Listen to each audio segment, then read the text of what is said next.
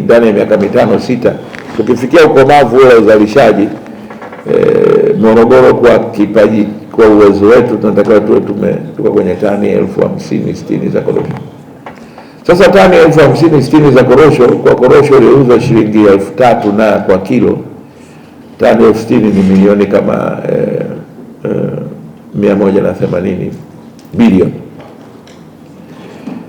180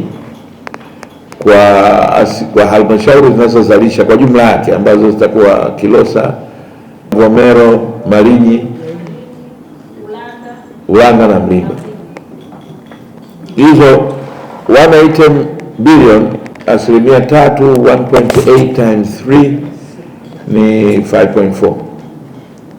Kwa hiyo tunazungumza hizi halmashauri 4-5 zigawanye 5.4 bilioni, mapato yanatokana na korosho tu basi.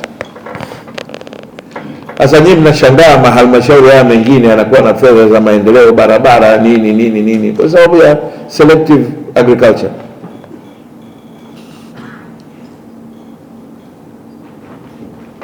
Tumekubaliana kwamba ndani ya miaka 4-5 tu tunazalisha labda tani 6,000 za karafuu. Tukizalisha tani 6,000 za karafuu, tukichukua na tani 2,000-3,000 za Zanzibar, tunazungumzia kuwa mzalishaji namba 2 wa Afrika nyuma ya Madagascar. Lakini kwa sababu karafuu inazaa mpaka miaka 15-17, alafu inakwenda steady mpaka miaka 60, kwa karafuu hizi ambazo tunapanda tunatarajia tuwe mzalishaji namba 2 duniani baada ya Indonesia kati ya miaka 10 ijayo. Kuna watu wanaamka asubuhi, wanakwenda ofisini, wanatoka saa 9, wanarudi nyumbani, wanafanya ajenda ya maendeleo kwa maendeleo ya wananchi wa Morogoro haipo.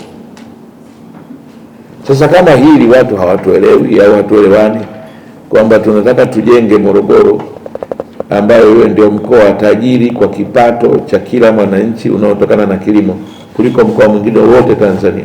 Wote. Income per capita inatokana na agriculture economy. Tunataka Morogoro ndio iwe namba 1. Na inaweza tukafanya. Tunataka wafugaji wetu, tukifanya sensa ya wafugaji wetu wawe ndio wenye mapato makubwa kuliko wafugaji wengine wote. Kwa hiyo huwezi kuwa na ng'ombe, una mang'ombe majike 100, alafu upate hata lita 2 za maziwa. Why?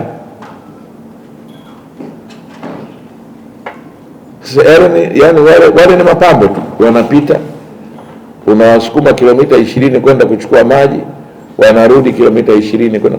Kwa nini serikali ya wilaya na halmashauri isitumie milioni 20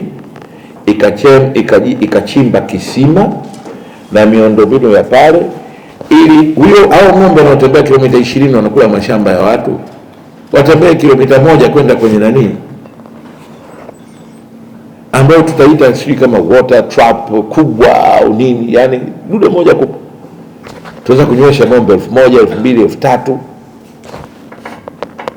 Who is thinking? No. Badala yake tunashabikia tu magomvi na nini. Ng'ombe anakonda, mchungaji anakonda.